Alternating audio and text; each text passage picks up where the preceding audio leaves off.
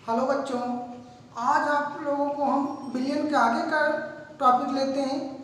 पिछले वीडियो में हम लोग देखे थे गैसों की द्रव में विलेयता या विलयन।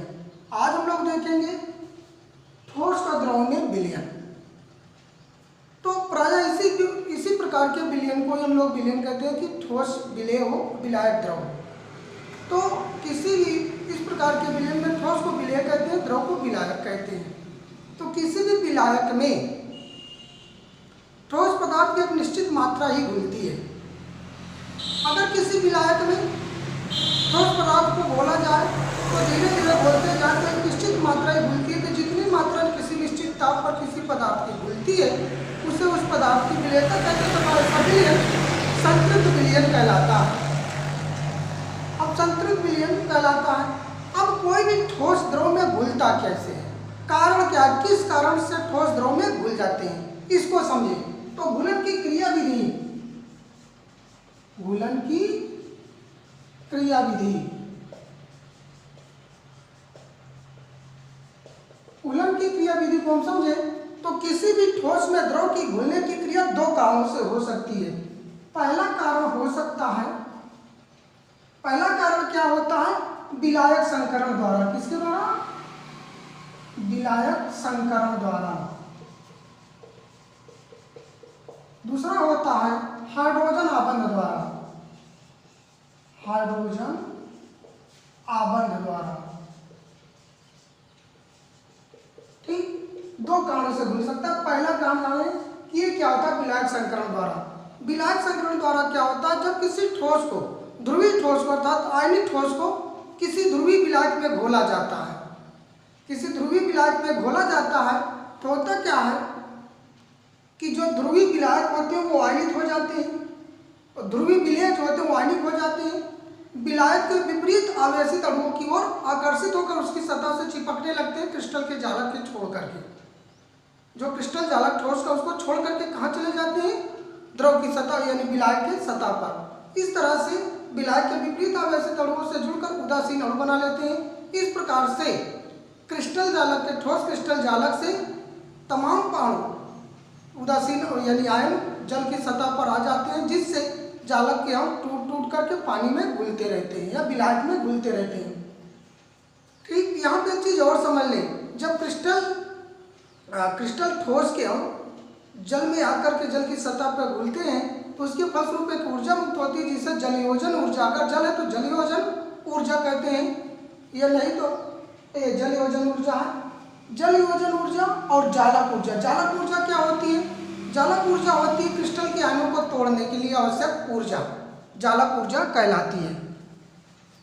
तो अगर जालक ऊर्जा समझे, अगर जालक ऊर्जा अर्थात क्या, ठोस क्रिस्टल यानी ठोस विलेय जो है उसके अणु को तोड़ने के लिए ऊर्जा अधिक है और जलयोजन ऊर्जा कम है। जलयोजन ऊर्जा यानी हाइड्रेशन एनर्जी, ये ऊर्जा अगर अधिक है, जलयोजन ऊर्जा, जालक ऊर्जा अधिक है, जलयोजन ऊर्जा कम है, तो क्या होगा, ठोस अविलेय रहेगा। क्या रहेगा? अविलेय। और यदि जालक ऊर्जा लेस है, क्या है, लेस है, किससे, जलयोजन ऊर्जा से, जलयोजन ऊर्जा, तो क्या होगा, ये ठोस द्रव में घुल जाएगा यानी विलेय होगा। तो ये कारण होता है तो घुलने का। ठीक, इसके द्वारा विलायक के संकरण द्वारा। विलायक का संकरण किसे कहते हैं, समझ में आया कि जब किसी आयनिक ठोस को ध्रुवीय विलायक में घोला जाता है तो आयनिक ठोस से क्रिस्टल जालक के आयन ध्रुवीय विलायक के विपरीत आवेशित आयनों की ओर आकर के जुड़ जाते हैं। ठीक, इस क्रिया को कहते हैं विलायक संकरण। तो विलायक संकरण द्वारा इस तरह से ठोस के अणु पानी में या विलायक में घुलते रहते हैं। दूसरा होता है हाइड्रोजन आबंधन द्वारा। हाइड्रोजन आबंधन द्वारा में क्या होता है कि जब ऐसे पदार्थ होते हैं जो अनायनित होते हैं, जैसे ग्लूकोज, यूरिया, ये सब, जब इन्हें विलायक में घोला जाता है तो विलायक के अणुओं के साथ यानी द्रव के अणुओं के साथ क्या कर लेते हैं, हाइड्रोजन आबंध द्वारा जुड़ जाते हैं, जिससे पानी में या विलायक में लगातार घुलते रहते हैं। तो घुलन के दो कारण हो सकते हैं। अब हम लोग ये कारण समझे कि घुलन की क्रिया विधि कैसे होती है। अब हम लोग देखेंगे ठोस की द्रव में विलेयता को प्रभावित करने वाले कारक कौन कौन से कारक हैं, कौन कौन से ऐसे कारक हैं जो ठोसों की द्रव में विलेयता को प्रभावित करते हैं। तो ठोस की द्रव में विलेयता को प्रभावित करने वाले कारक देखें तो कारक में प्रमुख कारक होता है, प्रमुख कारक है ताप। पहला कारक क्या है? ताप। किसी भी विलायक में अगर ठोस घोला जाए, अगर उस विलायक का ताप बढ़ा दिया जाए तो जितना ठोस घुल सकता है उससे अधिक मात्रा में घुल जाता है। अर्थात इसका मतलब ये हुआ कि ताप बढ़ाने से ठोस की द्रव में विलेयता क्या हो जाती है? बढ़ती जाती है। तो ताप का प्रभाव। दूसरा चीज होता है विलय तथा विलायक की प्रकृति। विलय एवं विलायक की प्रकृति।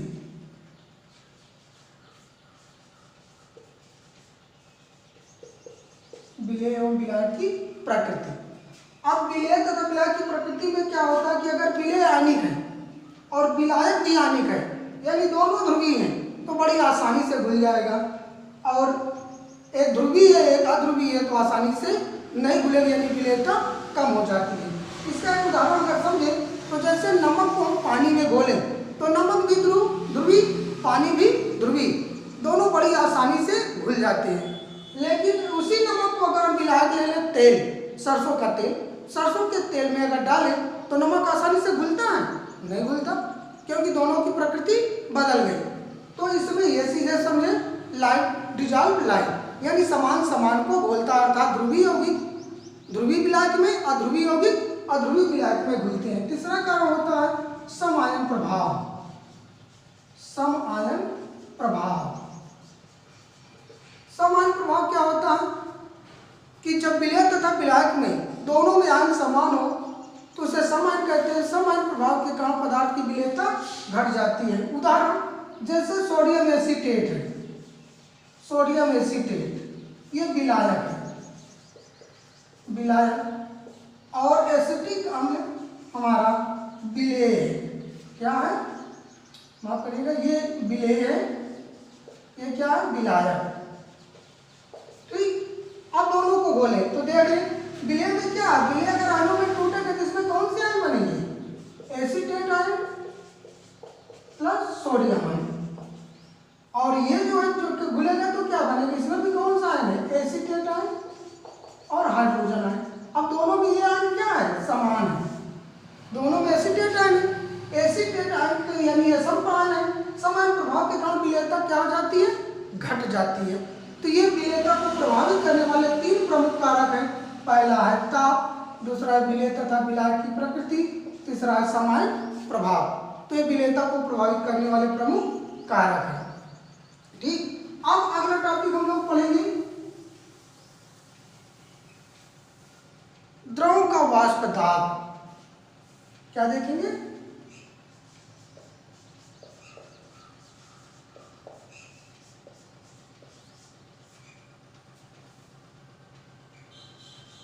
द्रव का वाष्प दाब। द्रव का वाष्प दाब क्या होता है इसको समझिए। हम लोग अगर एक प्रयोग के द्वारा इसे क्रियाकलाप के द्वारा समझाते हैं। ये एक बर्तन है जिसमें हम थोड़ा सा द्रव ले लिए, कोई भी द्रव, इसमें द्रव ले लिए, उदाहरण के लिए जल ले लिए, इसको रख दें तो क्या होता है? द्रव के सतह के अणुओं की गतिज ऊर्जा अधिक होती है। तो द्रव के सभी अणुओं की गतिज ऊर्जा अधिक होती है, लेकिन सतह के अणुओं की गतिज ऊर्जा सबसे अधिक होती है। तो द्रव के सतह के अणु क्या होते हैं? सतह को छोड़ करके वाल में चले जाते हैं। इस क्रिया को क्या कहते हैं? वाष्पन। क्या कहते हैं? वाष्पन। अगर इसको जार से हम ढक दें, इस पूरे बर्तन को जार से हम क्या कर दिए? ढक दें। ढक देते हैं तो क्या देखते हैं कि ये जल जो यहाँ से वाष्प बन गिर गई, इसकी दीवार से जाकर के ठंडियों के द्रव की बूंदों के रूप में परिवर्तित हो जाती है। तो होता क्या? प्रारंभ में वाष्पन की क्रिया धीमी थी और ये जो वाष्प द्रव बनी से क्या कहते हैं? द्रवण। अर्थात पहले वाष्पन की दर तेज थी, द्रवण की दर धीमी थी। कुछ देर बाद हम देखेंगे कि वाष्प से द्रव बनना यानी वाष्पन तथा द्रवण, वाष्पन की दर घटेगी और द्रवण की दर बढ़ेगी। एक समय ऐसा आ जाएगा फिर कि वाष्पन तथा द्रवण के बीच बराबर हो जाएंगे, अर्थात साम्य स्थापित हो जाएगा। तो जब साम्य स्थापित हो जाए किसके किसके मध्य, द्रव तथा उसकी वाष्प के मध्य, तो साम्य स्थापित हो जाता है। साम्य स्थापित हो जाने पर द्रव की सतह के अणुओं के वाष्प द्वारा डाला गया दाब ही क्या कहलाता है, वाष्प दाब। तो वाष्प दाब समझे क्या है कि किसी भी द्रव तथा उसकी वाष्प के साम्य अवस्था पर द्रव की सतह पर उपस्थित अणुओं के वाष्प दाब को, द्रव की सतह के अणुओं के दाब को वाष्प दाब कहते हैं। तो ये वाष्प दाब हो गया। अब हम लोग देखें वाष्प दाब को प्रभावित करने वाले कारक कौन कौन से कारक हैं जो वाष्प दाब को प्रभावित करते हैं। यहाँ पे वाष्प दाब को प्रभावित करने वाले कारक, तो वाष्प दाब को प्रभावित करने वाले कारक मुख्यतः दो होते हैं। पहला होता है द्रव की प्रकृति, द्रव की प्रकृति, ठीक, पहला होता है द्रव की प्रकृति, दूसरा होता है ताप। तो दो कारक हैं जो द्रवों के वाष्प दाब को प्रभावित करते हैं, द्रव की प्रकृति और दूसरा ताप। द्रव की प्रकृति में क्या होता है, जिन द्रव के अणुओं के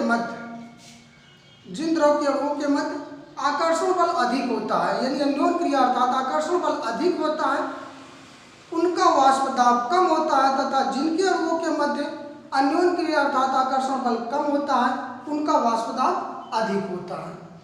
ठीक, एक उदाहरण से समझते हैं, जैसे जल है, जल, तो जल के हम जानते हैं जल के अणु आपस में क्या होते हैं, दुर्बल हाइड्रोजन आबंध के द्वारा जुड़े होते हैं। हाइड्रोजन आबंध के द्वारा जुड़े होते हैं, अर्थात इनके अणुओं के मध्य आकर्षण बल क्या होता है, अधिक होता है। लेकिन एल्कोहल, एथिल एल्कोहल ले लेते हैं, C2H5OH,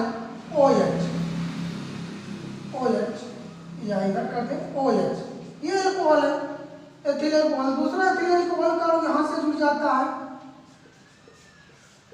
C2H5OH, ये अणु है, इनके अणुओं के मध्य भी आकर्षण बल है, लेकिन ये आकर्षण बल कम होता है, ये आकर्षण बल अधिक होता है। तो इसमें किसका वाष्प दाब अधिक होगा, एथिल एल्कोहल का, क्योंकि इसका दुर्बल बंध है, आकर्षण बल कैसा है, दुर्बल है।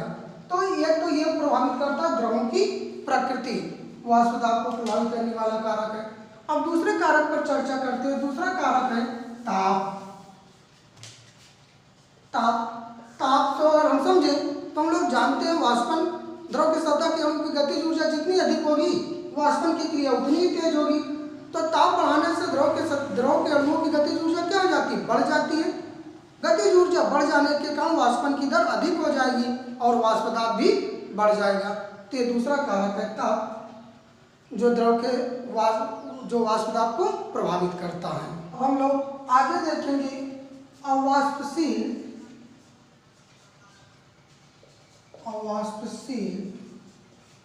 विलेय की उपस्थिति में वाष्प दाब का अवनमन, वाष्प दाब में अवनमन। तो हम लोग जानते हैं कोई भी द्रव, उदाहरण लेते हैं चाय के लिए, अगर पानी रखते हैं चाय बनाने के लिए, पानी उबलने लगे, उसमें थोड़ा सा हम चीनी डाल दें, तो पानी का उबलना या भाप बनने की क्रिया थोड़ी देर के लिए क्या हो जाती है, कम हो जाती है। तो कम हो गई, तो यानी उसका वाष्प दाब उस समय क्या हो जाएगा, कम। तो इसी को कहते हैं वाष्प दाब का अवनमन। तो अब इसको हम अगर अपने हिसाब से, विज्ञान के हिसाब से समझे, तो जब कोई भी अवाष्पशील पदार्थ किसी विलायक में घोला जाता है तो उसके वाष्प दाब में कमी हो जाती है। वाष्प दाब में इस कमी को क्या कहते हैं, वाष्प दाब का अवनमन। और यह वाष्प दाब का अवनमन विलेय पदार्थ की मात्रा की समानुपाती होती है। अगर 1 चम्मच चीनी, जैसे उदाहरण दिया, तो 1 चम्मच चीनी डालें तो क्या होगा, थोड़ा उबलना कम होगा। लेकिन अगर 10 चम्मच डाल दिए तो वाष्प दाब और कम हो जाएगा। तो यानी पदार्थ की मात्रा के समानुपाती होती है। अब हम मान लेते हैं, माना शुद्ध विलायक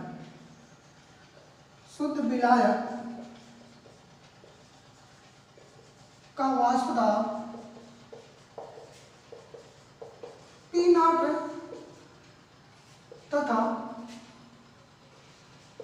विलयन अर्थात कोई विलेय पदार्थ मिला दिए, विलयन का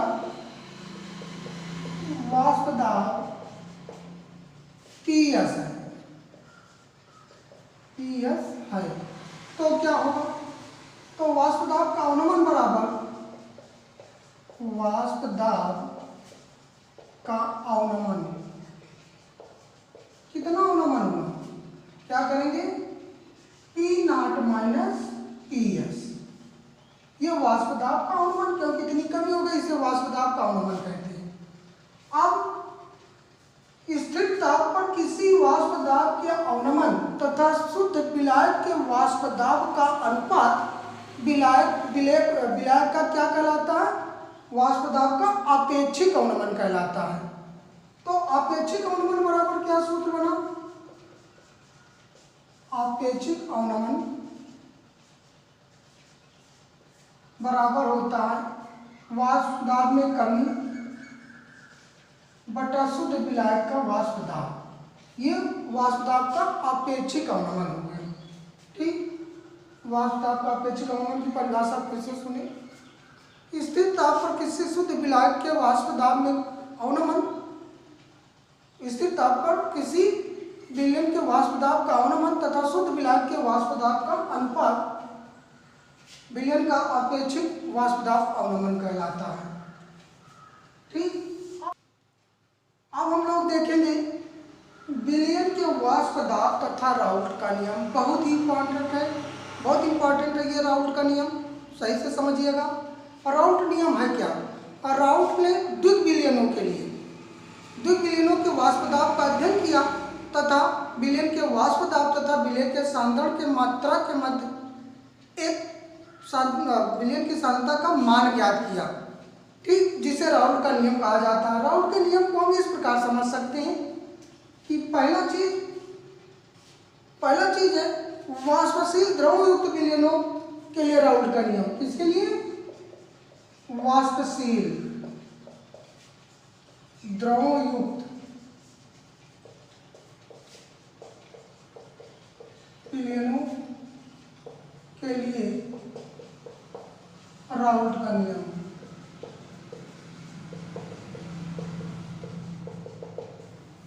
वाष्पशील द्रवयुक्त विलयनों के लिए राउल्ट का नियम क्या है, राउल्ट ने बताया कि निश्चित ताप पर किसी भी वाष्पशील विलयन के प्रत्येक घटक का आंशिक वाष्प दाब उस घटक के शुद्ध अवस्था में वाष्प दाब तथा उसके मूल प्रभाज के गुणनफल के बराबर होता है। ठीक, क्योंकि वाष्पशील द्रव है तो एक तो विलायक की भी वाष्प होगी और क्या होगी, द्रव की और विलेय की भी वाष्प होगी, तो दोनों का वाष्प दाब जुड़ेगा। तो इसीलिए इनका नियम क्या है, फिर से नियम को समझे। निश्चित ताप पर अवाष्पशील विलेय पदार्थ के किसी भी घटक का आंशिक अवाष्प दाब उस घटक के शुद्ध अवस्था में वाष्प दाब तथा उसके मूल प्रभाज के गुणनफल के बराबर होता है। तो मान लेते माना द्विविलयन द्विवाष्पशील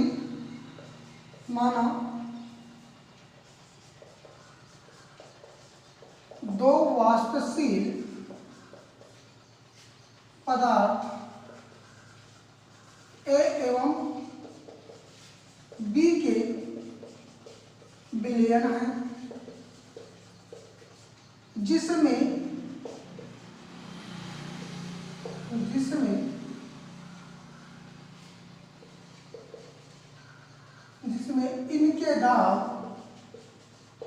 इनके वाष्प दाब क्रमशः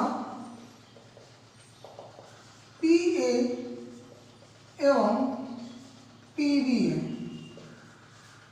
इनके मोलों की संख्या, इनके मोलों की संख्या या इनके मोल प्रभाज क्रमशः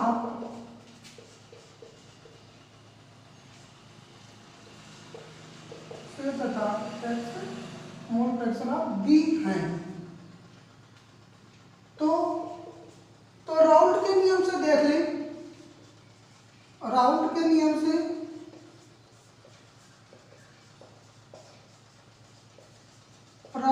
से क्या होगा, अगर हम एक आंशिक दाब कहें कि आंशिक दाब बराबर क्या होगा, उसके शुद्ध बिलावस्था में वाष्प दाब यानी P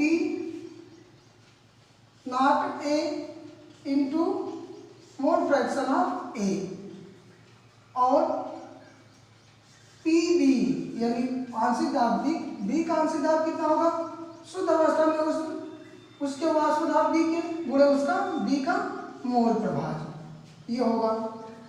अब संपूर्ण वाष्प दाब देखें तो संपूर्ण वाष्प दाब कितना हो जाएगा, इसके लिए हम इस पर डाल्टन का नियम लगा सकते हैं। डाल्टन के नियम से क्या हो जाएगा,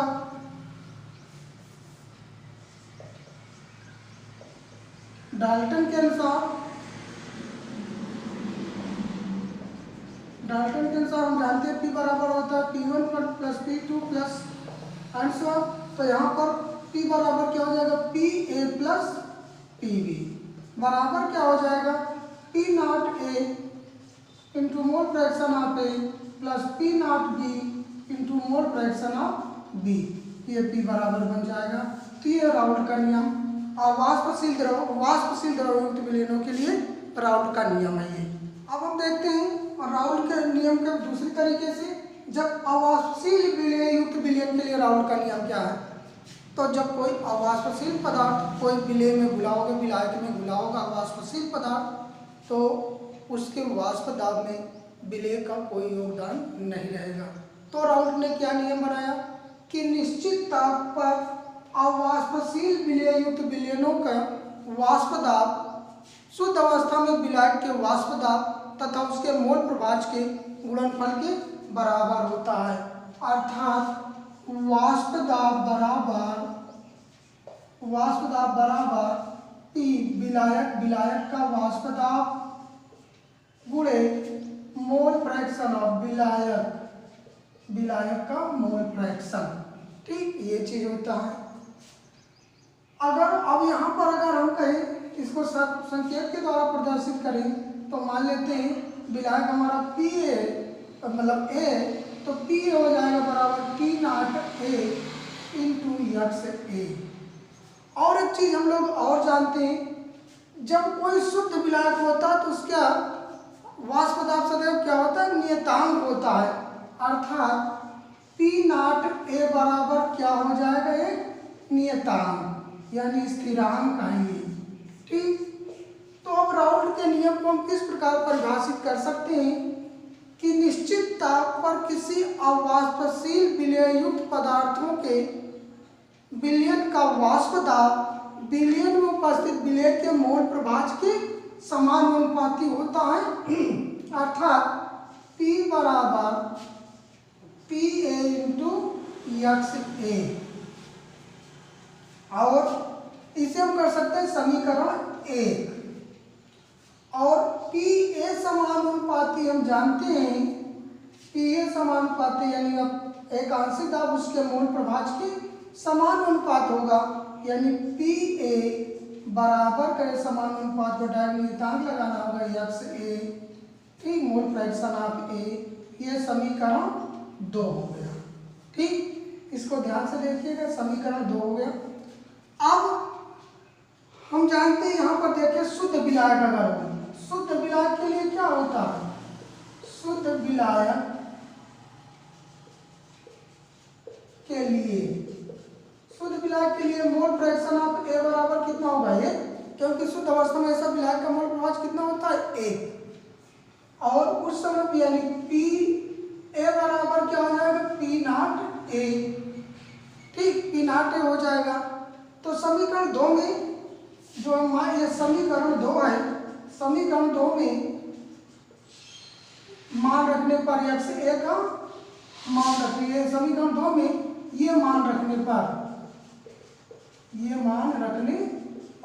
समीकरण 2 में मान रख दें तो क्या हो जाएगा, हमारा क्या समीकरण बन जाएगा, P नॉट A बराबर K, ठीक। इसे समीकरण 3 हम मान लेते हैं, समीकरण 3। अब समीकरण 3 हो गया। अब समीकरण 2 और 3 से देखिए, समीकरण 2 ये है, समीकरण 3 ये है। तो यहाँ पर क्या मान हमारा हो सकता है समीकरण 2 और 3 से, यानी पी ए बराबर क्या की जगह पे क्या मान रख दे, पी नॉट ए इंटू क्या, एक्स ए। ठीक, ये बन गया। इसे समीकरण हम कर देते हैं 4, समीकरण 4। ध्यान से देखिएगा सभी समीकरण, समीकरण 4 हो गया। अब हम ये मान लेते हैं यदि विलेय का मोल प्रभाज बराबर होता है एक्स बी, कितना होता है, मोल फ्रैक्शन ऑफ बी है, तो क्या हो जाता, तो हम जानते हैं ये विलयन के प्रत्येक घटकों का मोल प्रभाज कितना होता है, 1, तो बराबर हो जाता है 1। दोनों का मोल प्रभाज ए और बी का मोल प्रभाज जोड़ लेंगे, 1 आ जाएगा। तो यहाँ पर एक्स ए बराबर क्या हो जाएगा, ए का मोल प्रभाज बराबर कितना हो जाएगा, 95 करेक्ट एक minus mole fraction of B, ये हो जाएगा।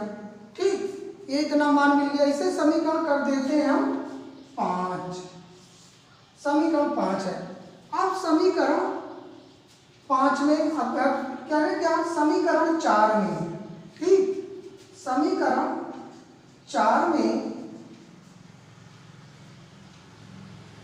समीकरण 5 से यक्स एक मतलब एक के मोल प्रभाज का मान रखने पर, ठीक। अब इधर से थोड़ा ऊपर का मिटा देते हैं क्योंकि जगह कम पड़ रही है। तो ये देखिए, अब समीकरण 4 में ये समीकरण 4, ये समीकरण 5, यानी यहाँ पे क्या बन जाएगा, पी ए बराबर P naught A, X A के जगह पे कितना रखें, 1 minus mole fraction of B. हल करें इसे, पी ए बराबर पी नॉट ए कोष्टक तोड़ दें, P naught A minus P naught A into x mole fraction of B. ठीक, इसको 75 करें, यानी ये हो गया P naught A minus P A बराबर mole fraction of P naught B, P naught A mole fraction of B. ठीक, ये हो गया। अब इसको और आगे हल करें, तो P naught A minus P ए बटा पी नॉट ए बराबर मोल फ्रैक्शन ऑफ बी। तो ये निकल के आया सूत्र। इससे अब हम राउल्ट के नियम को नए तरीके से परिभाषित कर सकते हैं। क्या नई परिभाषा बनी कि निश्चित ताप पर किसी भी विलेय के वाष्प दाब का अपेक्षिक अवनमन, किसी भी विलयन के वाष्प दाब का अपेक्षिक अवनमन विलेय के एक्स भी क्या है, विलेय का मोल प्रभाज है, विलेय के मोल प्रभाज के बराबर होता है। ये राउल्ट का नियम है। ठीक, फिर से राउल्ट का नियम समझे, स्थिर ताप पर किसी भी विलयन के वाष्प दाब का अपेक्षिक अवनमन विलेय के मोल प्रभाज के बराबर होता है। तो हमें आशा है कि आप लोग इसे अच्छे से पढ़ेंगे, राउल्ट के नियम को अच्छी तरीके से समझेंगे, क्योंकि बहुत ही इंपॉर्टेंट है परीक्षा की दृष्टि से। इसका दैनिक जीवन में इससे संबंधित न्यूमेरिकल भी आती है, तो इसको याद रखें। राउल्ट का नियम समझने के बाद अब हम लोग राउल्ट के नियम की सीमा देखेंगे, क्योंकि राउल्ट का नियम कुछ ही विलयनों पर लागू होता है, तो कहाँ लागू होता है, कहाँ लागू नहीं होता। तो पहला चीज़, राउल्ट का नियम विद्युत अपघट्टों के तनु विलयनों पर ही लागू होता है, अर्थात जो विलयन से वियोजित न होते हों, न दूसरे संगुणित होते हैं, उन्हीं के विलयनों पर, उन्हीं के तनु विलयनों पर और राउल्ट का नियम लगाया जा सकता है। दूसरा चीज़, राउल्ट का नियम केवल आदर्श विलयनों पर ही लागू होता है, ये भी ध्यान रहे। तीसरा चीज़ कि राउल्ट का नियम विद्युत अनवघट्टों के उन विलयनों पर लागू नहीं होता जो विलायक से अभिक्रिया करते हैं। तो ये बातें भी याद रखें।